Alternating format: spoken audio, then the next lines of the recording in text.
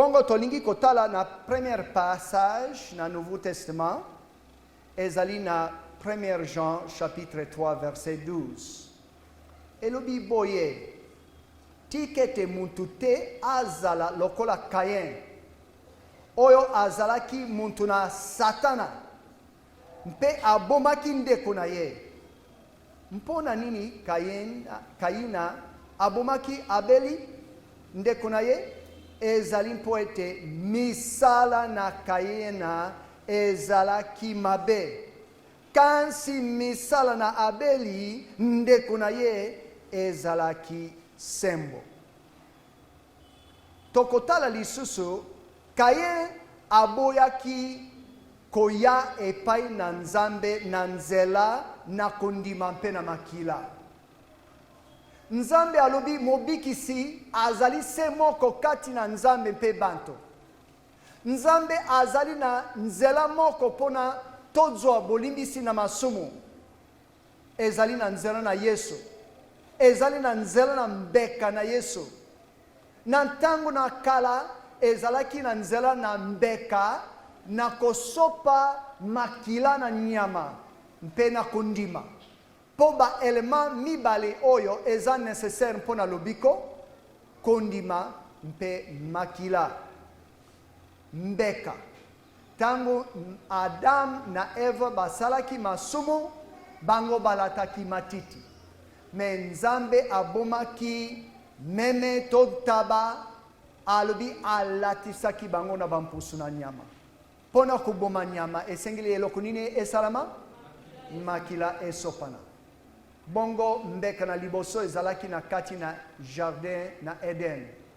Mpe Adam na Eva balaki saki ndenge batosaki Nzambe te, ndenge babomanaki, ndenge Nzambe alatsaki bango na bampusu na nyama omweke matiti.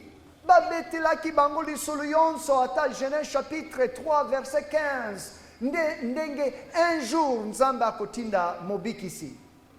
Mpe bana oyo mibale bazalaki kaka na tata na mama mo, bansenima kaka mo, bakolaki kaka isika moko. Me moko aponaki nzela mayele na ye moko, mususu mpe aponaki mayele na Nzambe. Solution na Nzambe. Bongo toyibi ete na lisulu na Kain na Abele, ezalaki likunya, ezalaki nkanda, po Nzambe alobi elongi na ye échanger ekomi na nkanda, mpe koyina ekangaki ye kino ete aboma ndeko na ye.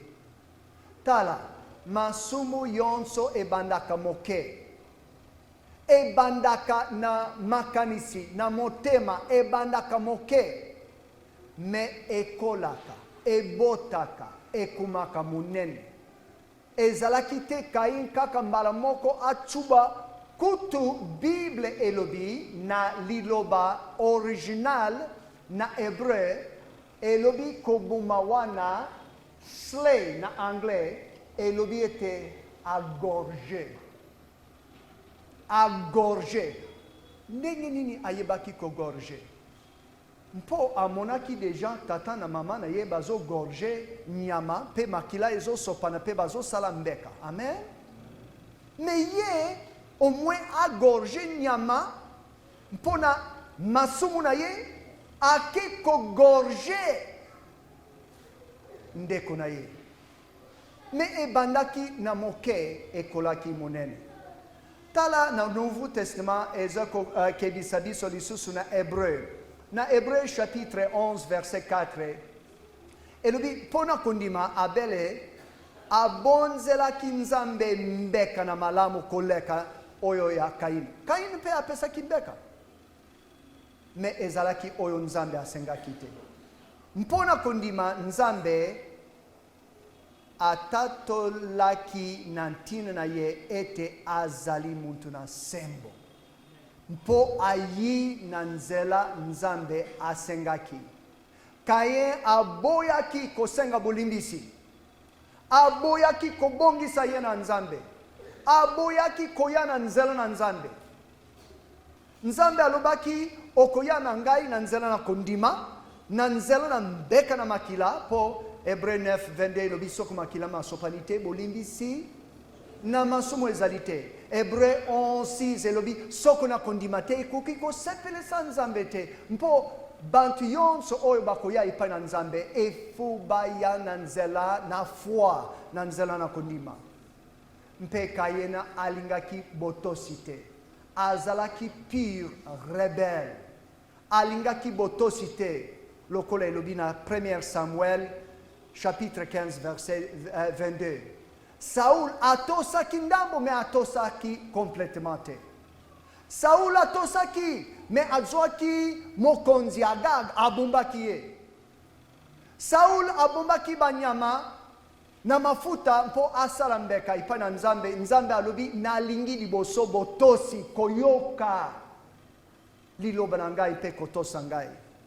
Na Jude elandi yango lisusu na Nouveau Testament, 3e passage, na Jude chapitre 1 verset 11 elobi mawa na bango. Mawa na bango. Donc ezali mawa wana lokola kolaka mamabe.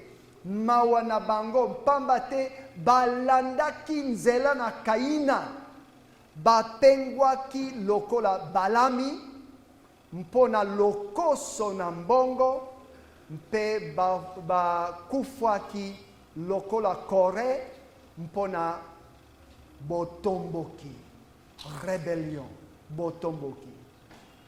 O ezali ndakisa na bakambi na lokuta. Kain biangamaki mwana na Satan. Akumaki mwana na nzambe te, atikalaki mwana na Satana mpona koyina. Eloko ezalaki kati na ye koyina. Alingaki bantu te lokola nzambe alingaki bango. Mpe Balami azalaki mosakoli na lokuta. Azalaki mosakoli na profit lokola bapaster pe batei mingi balukaka kosalela nzambe mpona profit. Tokeba tozala lokola Kain te oyo azalaki kopona pona bilongi to koyina oyo ebendaki koboma mpe zwa oyo ebendaki problème na munene. Mpo Bible elobi ete misala na ye ezalaki na mabe me ndeko na ye ezalaki na malamu. Tala naloba na bino église nana, soko misala na yo ezali sembo, ezali na malamu, bantu mususu na quartier oyo pe na mokili oyo ata oke na mboka nini mokili bakoyina yo.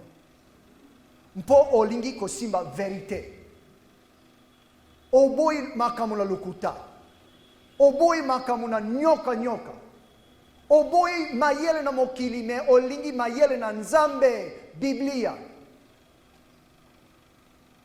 Bongo Balami azaki prophète bien sûr, mais na lokuta pona profit pe Kora azalaki motomboki contre Moïse.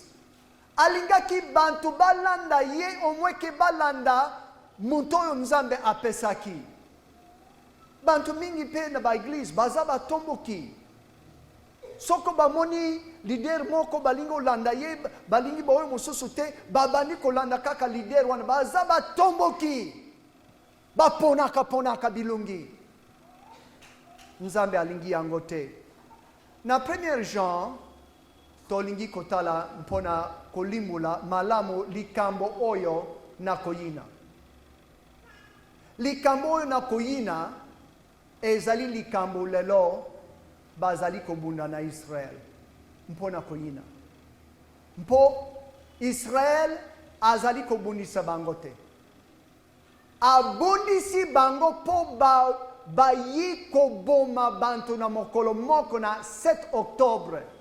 Bakoteli bango, babomi bana basi, kokata bana mike mitu, ko viole basi, ko zwa bankoko, ko bomba bantu ba otage.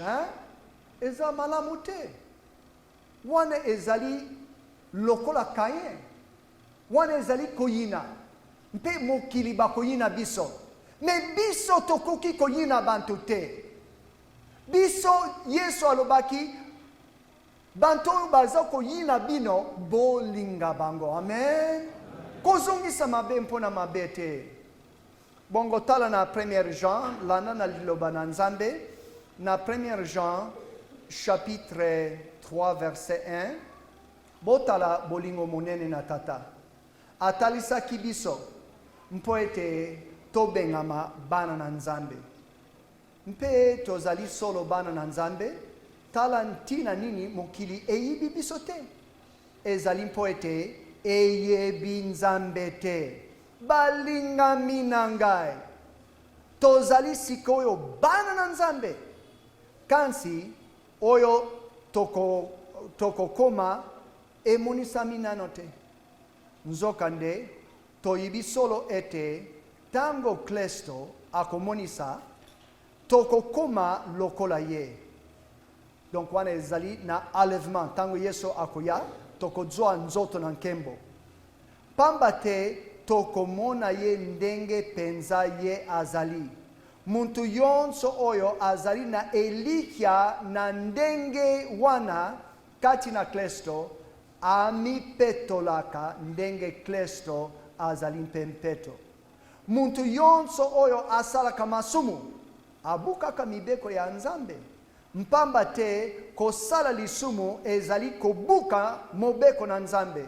Nzokande boyebi malamu ete Kristo ayaki pona kolongola masumu. Mpe kati na ye lisumu ezalaki te. Muntu yonso oyo azali moko na Kristo asalaka masumu te. Pe muntu yonso oyo asalaka masumu atikala nano te komona mpe koyeba Yesu. Bana na ngai. Tikete muntu te akosa bino. Muntu oyo atambulaka na bosembo azali sembo ndenge ye moko Kristo azali sembo. Muntu oyo amipesaka na masumu azali ya Satana.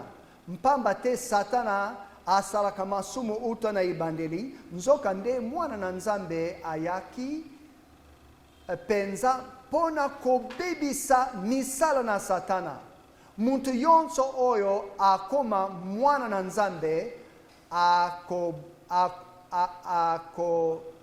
akobaka te kosala masumu. Seri kokoba, bozo comprendre. Asalaka ngo mbala te, aumelaka nango te lokola ngulu, aumelaka na kati na pot. Aza lokola meme, azo tambula moni pot, moselo edwiye, lokolo moko edwi pot, aningisi yango akimi. Donc akobaka te kosala masumu, pamba te nguyana bomoi na bonzambe ezali kosala kati na ye. Akoki te kokoba kosala masumu. Akoki te kokoba kosala masumu, pamba te azali mwana na Nzambe. Tala ndenge nini bana na Nzambe bakesani na bana na Satana.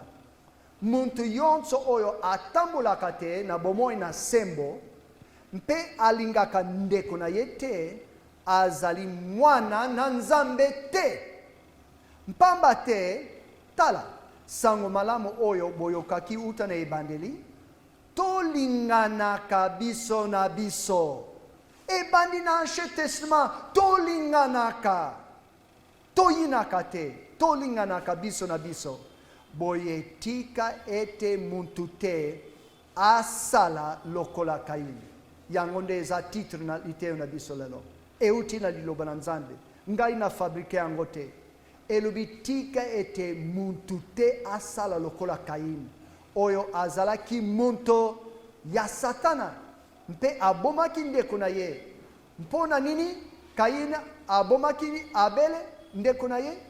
Ezali po ete misala ya Kain ezalaki ya mabe.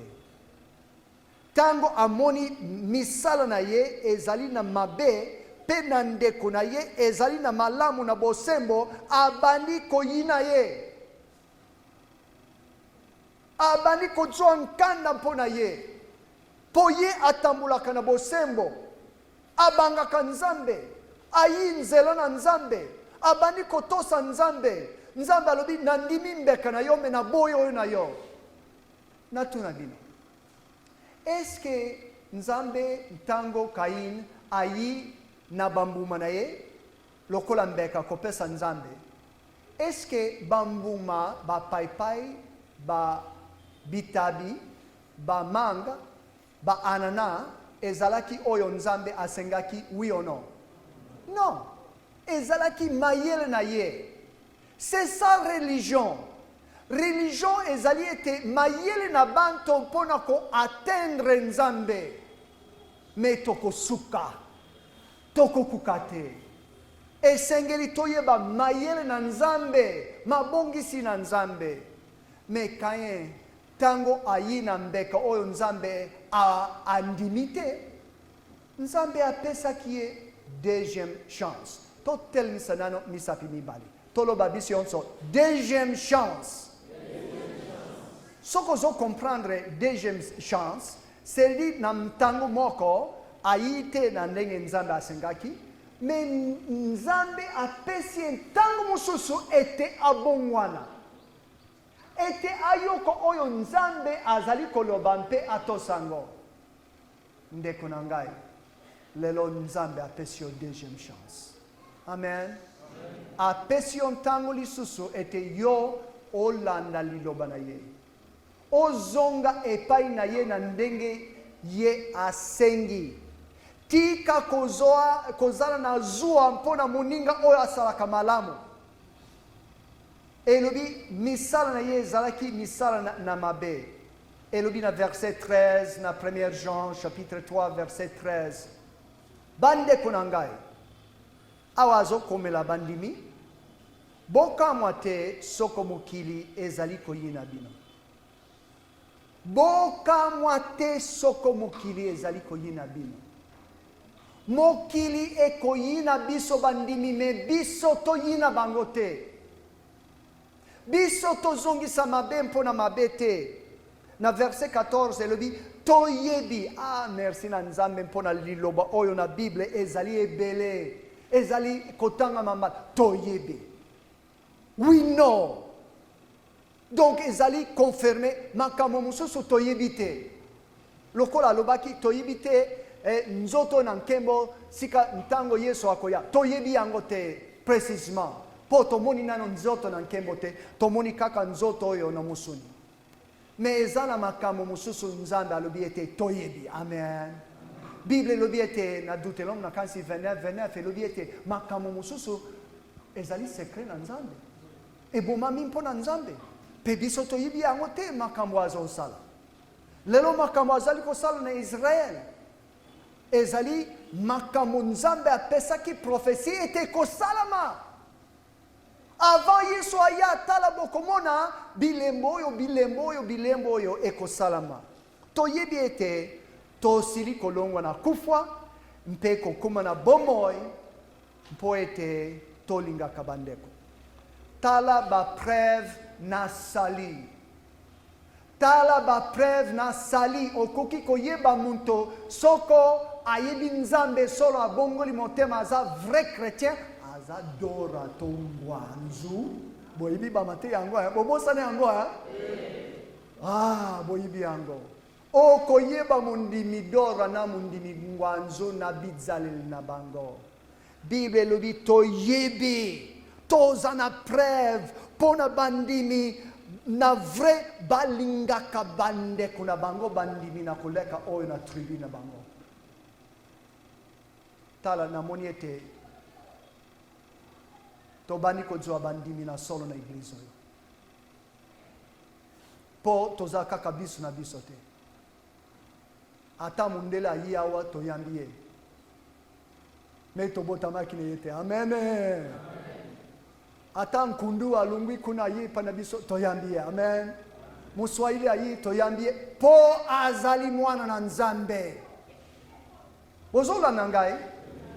koyina ebandi kolongwa na mitema na biso kopona bilungi ngai na kongo oyo sinalobaka na bino mikolo yonso boluka bopakola ngai makala bobongisa nsuki oyo nzolo oyo bozongisa yango mwa moke mpo nazala mwa calme bazofinga ngai mpo na nzoto oyo amen mpo batalaka nde libanda lobi na mwana nseme wana tokanga bamoto na bazalaki ata 50 biso yonso tobomi bamoto na biso moye moto aleka eza te na ngumba wana babani kotonga ngai wana kaka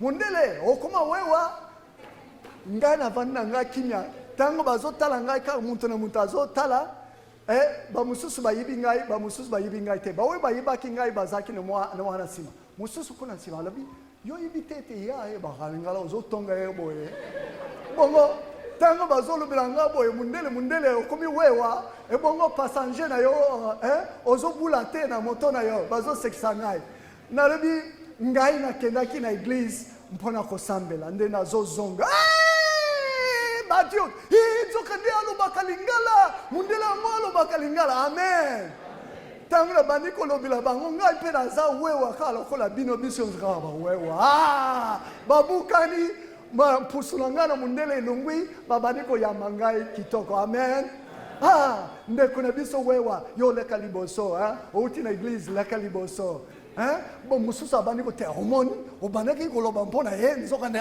ayokaka yo ayebaka lingala amene omoni problème na biso totalaka bantu ndenge mokili batalaka me totika kotala bantu na mutindo wana nde elobi tolingaka bandeko na biso muntu oyo alingaka ndeko na ye te azali naino na se na bokonzi na kufwa muntu yonso oyo ayinaka ndeko na ye azali mobomi simba liloba wana ndeko yonso oyo alobi aza chrétien me ayinaka ndeko na ye nzambe alobi aza nini mpe na 1 Samuel elobi muntu oyo mpe atosaka te azali na kindoki oui kende kotala yango na 1 Samuel chapitre 15 elobi lisumu na kozanga botosi ezali ndenge moko na lisumu na nko mpe na kindoki elobi yango na 1 Samuel chapitre 15 bokende kotala yango donc soko yo oyinaka bantu mosusu yo nzambe abiangi yo na liloba na ye oza mobomi eza somwa mpe boyibi malamu ete mobomi ata moko te azali na bomoi na seko kati na ye boyibi bible epesi list na bantu oyo bakokende na lifelo elobi bantu bazanga kondima bantu na pite na lolendo babomi na bantu me nakanisi elobi mpe bantu na koikoi bakozala lola te nakanisi me bino koverifie nano mpo bino boza na bible amene bamosusu paster Daniel abeta libaku me yo efo ofungula bible otala yango me koyina eza bizaleli na biso bandimi te religion oyo bazoboma bandeko na bango eza religion na koyina eza malamu te nayibi bokozala mituna kuna mpona kaka 1 Samuel 15 bokoya kotula ngai na nsima me paster Daniel oyobi me bango nzambe apesaki bango ete baboma wi toko nzambe aza nzambe akoki kosala lokolo ya nini me apesi biso ete toza na bizaleli wana te amen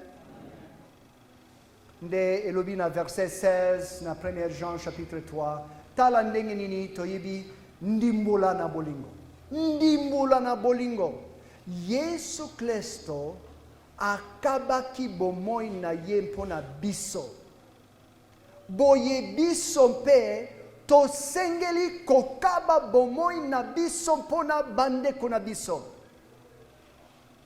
mama leki na ngai kombo na ye Irene Farrell lelo soko lingi kotambola ngai tokende na yo omona yango tokomi na fadio mboka na ngai sika bampangi na mona bambunda kaya vanaka kana mo luta kuna se mo butamaka ina bampangi na mona bampende bampangi na mona bambunda bozola na ngai moke so tokomi na fadio tokotiti na mangungu tokokena na mission okomona na cimetière na kati na mission na mangungu Irene Farrell azalaki mwasi ye na mama na ngai bayi lokola ba missionnaire na Congo bayi mpona koteya nsango malamu ba missionnaire mibali Ruth na Irene bazalaki na mission mangungu na ntango na rébellion na mulele Pierre na 1964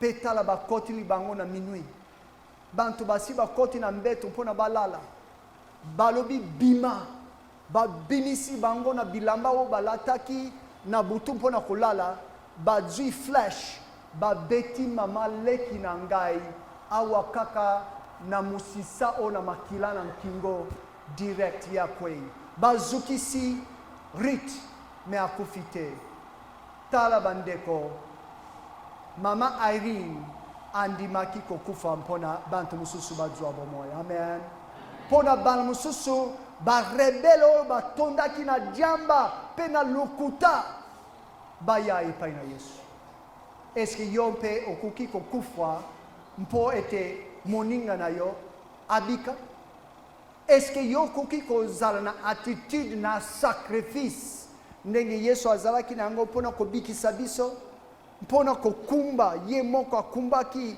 mikumba na masumu na biso tala na verset 17 soko muntu azali na biloko na mokili oyo na bino yonso siko misapi na bino ekobana kolakisa epai na ngai soko muntu na moko na bino azala biloko na mokili oyo bongo amoni ndeko na ye kokelela mpona eloko songolo kansi aboyi kosunga ye boni muntu wana azali na bolingo na Nzambe kati na ye amen bolakisa nanu Pasteur Daniel po azalaka mpe na mwa biloko na mokili bolakisa nanu mosala bolakisa nekata no me tomula oyo mpe mosala yo mpe na ngai biso yonso topesami amen na biso toza na biloko Nzambe apesi biso ezali biso yonso e faut tozala na compassion mpona bantu baza na mpasi bantu bakelela baza na mpasi e faut toyokela bango mpe mawa na kati na mpasi na bango tala Bible elobi ete soko moto ayebi te komona mpasi na ndeko na ye oyo aza na souffrance amoni ndeko na ye na kati na mpasi te azo comprendre ndeko na ye te na kati na mpasi na ye tolekisa nano bangwana bazokena kana kobina baboyi kokota eglise likambo te baleka amen tokena koluka bango na nsima toteya bango amen bazwi ntango oyo bakoka kozala na losambo baza na bamission mosusu bandeko oyo tobiangaka l'indifférence ezali kozala na attitude na etalio etalinga te soko oza na mpasi oza na eloko na kolia te etalio oza na elamba te ngai naza na elamba etalio wana likambo na yo tokuma te na attitude na indifférence bozo comprendre yango attitude moko eloko moko ngai natondaka Nzambe mpona bandimi bakongolais baleki banto oyo na mpuso oyo mbala soko combien nakosungaka bandeko na bango wana nde nazopesa maboko vraiment bakongolais en général c'est tout bandimi soko moni bantu mingi baza na mosala te me babikaka ndenge nini po na Congo bolingo ezalaka mpe na bandeko na biso toza na bolingo tomoni ndeko na mpasi mpe tosungi ye na mwa quelque chose ngai namona yango mingi mama alambi bilei pe bilei wana ekokaki kaka mpona fami na ye me ntango bazwi bandeko moko bauti esika moko bakokoli ete bakolala wana bazwi bilei wana bango yonso bakabula yango egal. Amen. Mwana oyo akanisaki ete lelo na kobuka fufu vraiment libumu ekotonda ekokaki te bamosusu bakomi koseka eza bongo te wana eza bolingo na solo. Bandeko biso yonso nzambe apesi biso biloko na kati na mokili oyo yonso tozomona ezali oyo nzambe apesi biso me tokuma te na motema na indifférence, tokuma te na motema moko na komona te kolela mpe mpasi na baninga na biso. Boni muntu wana azali na bolingo na nzambe kati na ye bana na ngai tikete bolingo na biso esungaka te na lolemo to na maloba na sukali. Esuka te kaka na lolemo. Mingi balobaka kaka kitoko na monoko me na bizali lelo kozate. Nzambe alingi ete bolingo na biso emonana na kati na action. Amen. Yango nde nzembo obedience is the very best way. Elobi action is the key. Oza fungula. Elobi action. Seri kotia yango na pratique eza nini? Fungula. Ezali fungula. Ezali vérité. Il faut tozalaka te kaka koloba bolingo na monoko. Me tozalaka kosala yango. Ezali na ndenge wana nde toyebaka. Ete tozali kati na ye na solo pe mitema na biso ekotonda na eliki ya liboso na nzambe pamba te soko ata mitema na biso elongisi biso te toyebi ete nzambe azali munene koleka mitema na biso mpe ayebi yonso. Ayebi yonso. Ayebi motema na yo. Amonaka mpe bolingo na yo. Amonaka mpe kokaba na yo. Ata uyini amonaka yango. Ata uzaka na zwa ayebaka yango. Ata uzana bilulela ayebi yango. Donc epai na nzambe ayebi yonso. Elobi balingami na ngai soko mpe mitema na biso ekolongisa biso tozalaka kati na eliki ya makasi na nzambe apesaka biso yonso oyo tosengaka. Amen. Nzambe apesi biso yonso tosengaka. Oyo ezali prière. Oyo ezali importance na mercredi na 17h30. Banani bazalaki na prière na mercredi oyo. Banani oyo bazalaki botombola misapi. Ba oyo bazalaki na prière mercredi. Mbula ederanjaki moke. Me tomoni ba mosusu bazalaki. Amen. Tozalaki awa, kaka awa. Po mabondeli eza très important tokoki ko négliger yango te. Ba mosusu basalaka yango ntongo. Ba mosusu pe bakati ete mercredi efu bazala. Mabondeli toyibi ete nzambe oyo tozoko senga ye na nzela na mabondeli epai na ye. Pamba te totosaka mibeko na ye. Soko tozana masomo na motema nzambe akoyoka mabondeli na biso te. Me soko tozali kotosa elubi akopesa akoyoka biso. Akopesa soko tosengi mbeli akopesa biso mbeli te po ayibi te mbala mosusu ekozukisa biso. Soko tosengi nyoka aloba te ozosenga eloko me ekoya kobebisa yo suka na kopesa yo eloko wana te. Me eloko oyo na malamu tokosenga tango tozana botosi akoyoka biso. Mpe tokosalaka makambo esepelisaka ye. Pe tala mobeko oyo epesami biso kondima Yesu Kristo mwana na ye. Mpe kolingana biso na biso ndenge atinda biso. Muntu oyo atosaka mobeko na ye aumelaka kati na nzambe pe nzambe aumelaka kati na ye. Bongo ndenge nini tokoyeba ete nzambe azali koumela kati na biso ezali na nzela na molimo mosanto oyo apesi biso. Amen. Nzambe apesi biso preuve. Apesi biso misala oyo ezomonisa po tolingaka baninga.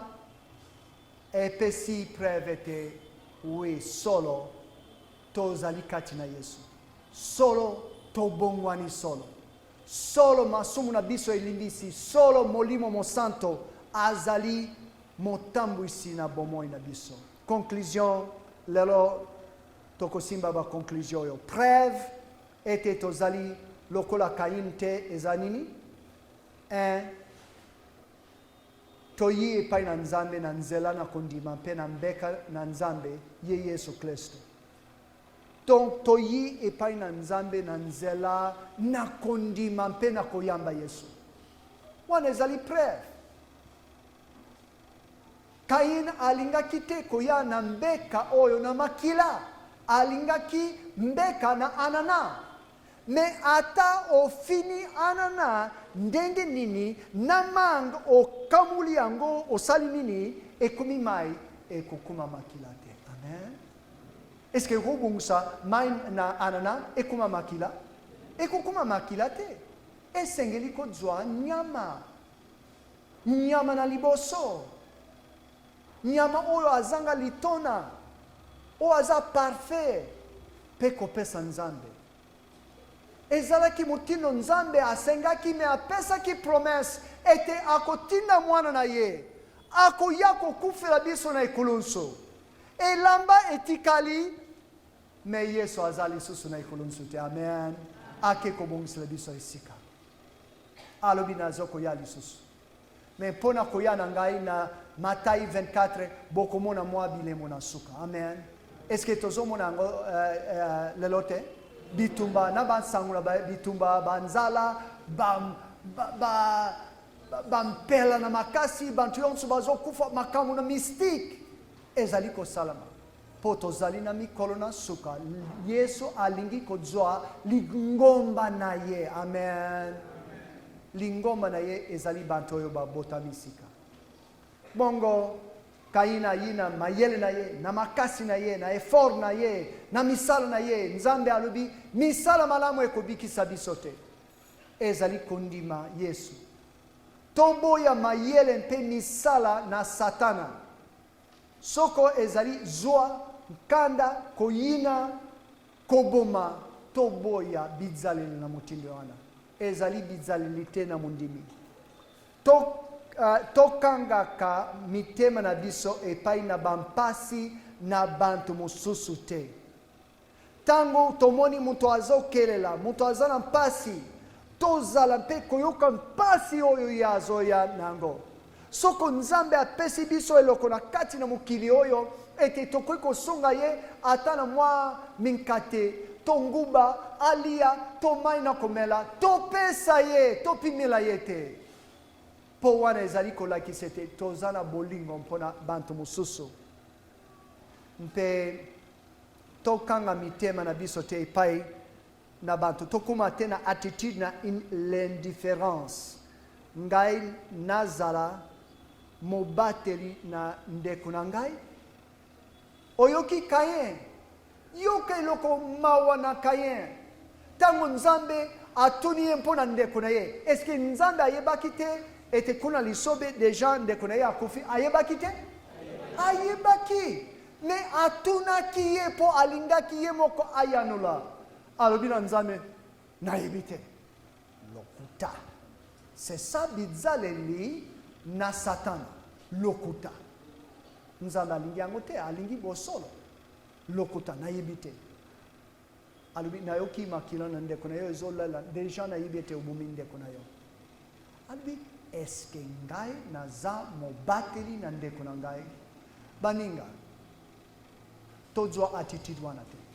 Wana ezali attitude na l'indifférence. Bozo comprendre ngai na lilobo wana. Likanisi na nko. Ezali likanisi Nzambe alingi te na kati na biso. Esengeli tomoni ndeko na biso azali kokenda kokita na masumu mpe na mabe.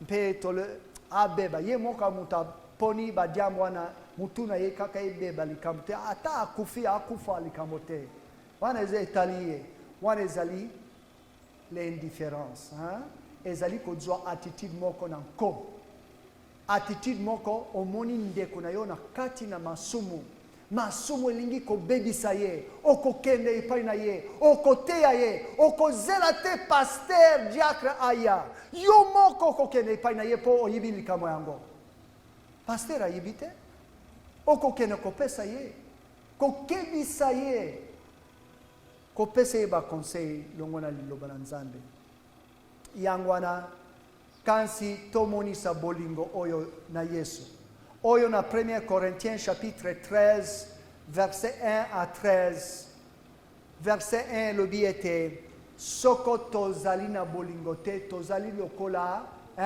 linzanza oyo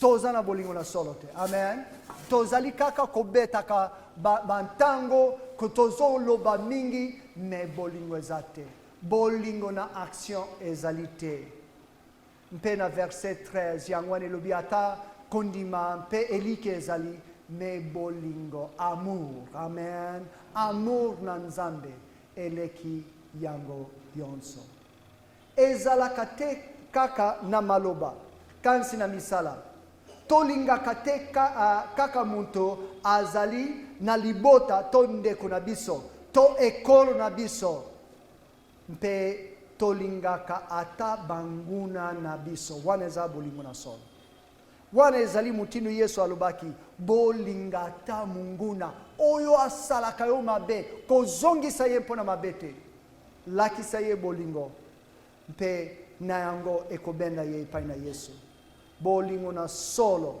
ete tondimi ata kokufa mpona bandimi eske sacrifice nini yoki kosala mpona mosala Nzambe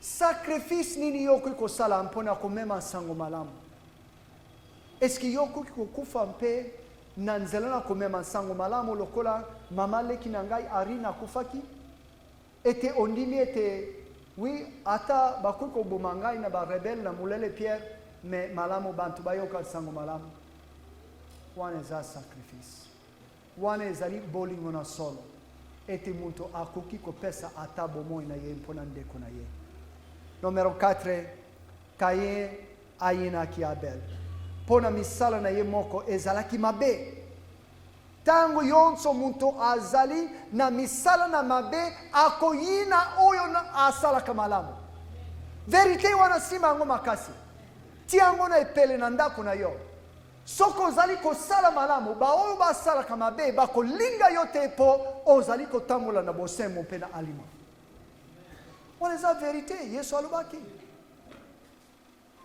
esengeli tobanga te esengeli toloba totelema mpona makambo wi na biso ezala wi e non na biso ezala non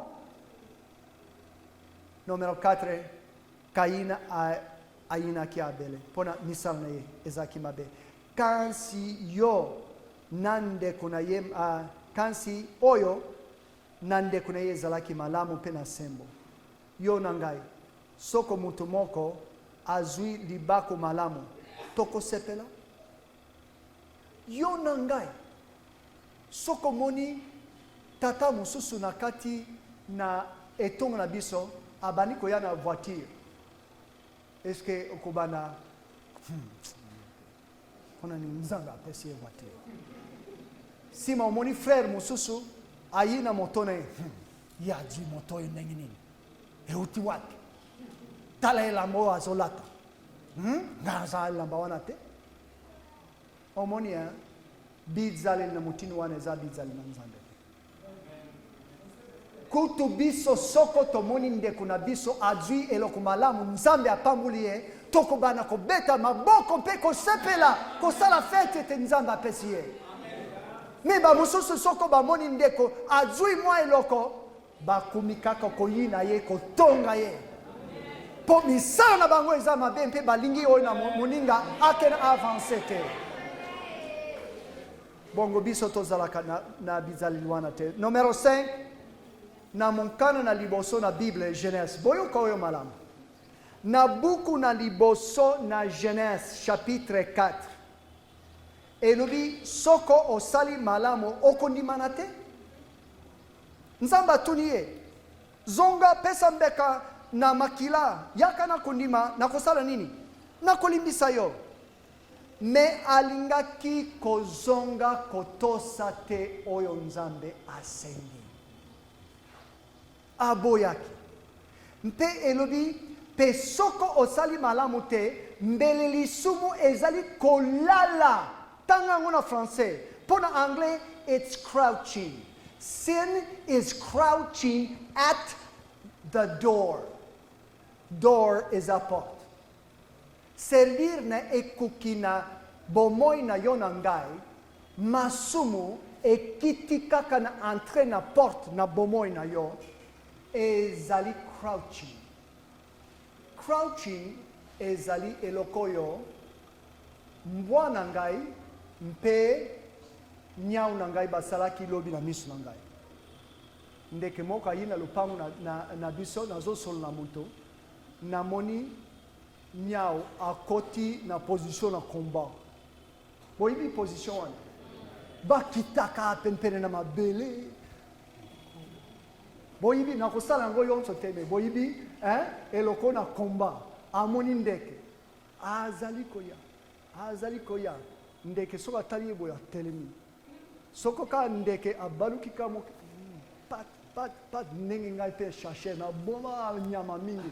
Na sala crouching ebele. Na bumalaka na sima na nzete. Bankema bango wana kuna bazomona ngai te nazoloba ona munene mubale wana nene nazokitsa ye.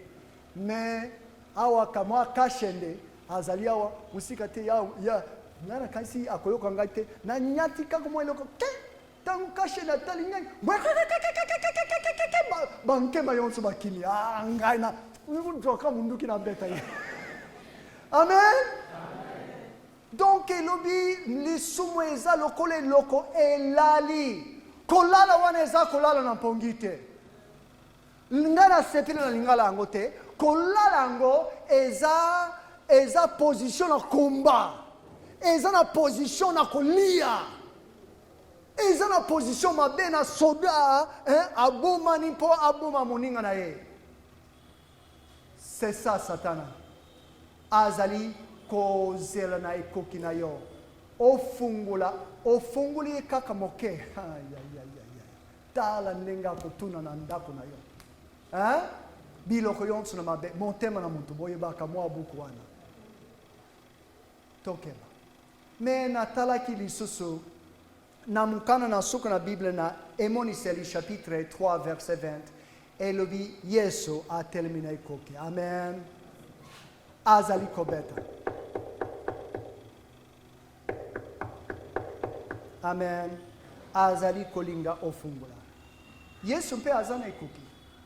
Me na Yesu ayi officiel azo kokola azo zela yo ofungula oyamba yenkolo mpe mobikisi. Amen. Me na Satana ezana lire moko mabe. Kolala wana eza kolala te Satana lali mpongi. Bayembela kibiso bate yonso bate ya kibiso na banzembo boyete. Mayele mabe na Satana.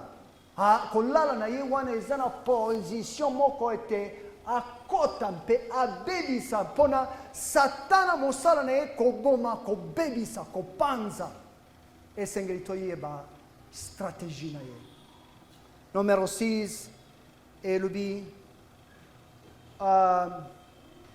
okati nini epai na Nzambe mpona maloba na Nzambe oyo oyoki.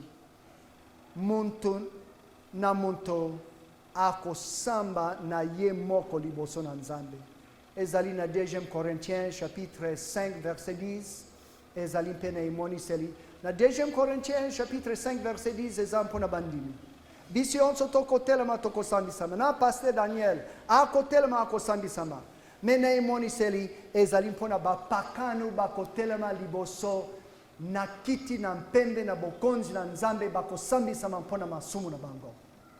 Biso bandimi toko telema liboso na Yesu kosambisama mpona misala na biso. Tosala kinini na oyo Nzambe apesa kibiso. Apesa kibiso nzoto na kolongono. Tosala kinini. pona ye tokitisa mitu mutu na mutu asambela.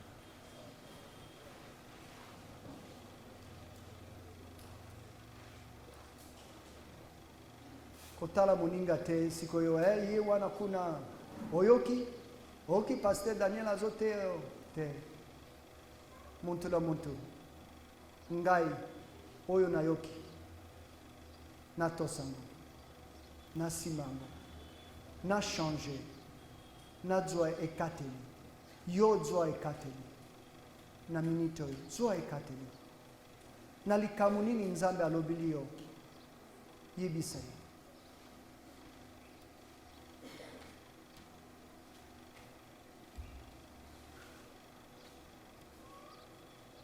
soko tozali na mutu moko ezala papa mama jeune mwana ozwi mwa décision moko mpona nzambe lelo na matei na lelo okoki kotia mosapi moke na likolo mpona totia bino mpe na mabondeli. Merci tomoni ba misapi mingi bazotelema misapi tia mwa misapi na mwa décision moko ozwi oyo na likambo oyoki lelo ngai mpe na zwi décision lelo tobonela okokitisa mosapi. Tata nzambe merci mpona bo oyo ba yoki liloba na yo sala na kati na motema na ngai liboso mpe na kati na mitema na baninga nzambe mpona ba oyo ba telmisi misapi toyibi te me yo yibi mitema na bango emonisi ete bazali koyoka liloba na yo mpe balingi kotosa mpe bayibi eloko nini ezali epekiseli na bomoi na bango soko ezali mpona koyamba nzela na lobiko na yo soko ezali mpona kozwa ba décision na vie na bango ete bazala te lokola kaye po nzambe masumu yonso ata na kaye ebandaki na koboma te esukaki na koboma me ebandaki moke koboya koyoka liloba na nzambe koboya nzela na lobiko na nzambe kolinga kaka koya ipa na nzambe na mayele na ye moko mpe zua linkunya nkanda ndenge ememaka bantu suka koboma nzambe sunga biso na bamasumu yonso ekoka kozala ta bamasumu na koyoka na komona ekoka kozala ta biloko oyo baimage na mabe tokoki kotala te ezali ekobo me tozali kosala penza ekobo te tozali kosala nzambe yo yibi yango bamasumu mingi lokota etikalaka moke te ekenaka munene nzambe bamasumu oyo tobumbaka na mike mike na kati na mitema na biso ekokota na mitema mpe ekobebisa nzambe sunga ete totosa yo tosengi ete upambola liloba na yo oyo toyoki lelo mpe tokende kopartage verite yango na bantu mosusu tosengi na nkombo na Yesu Kristo mobikisi na biso amen.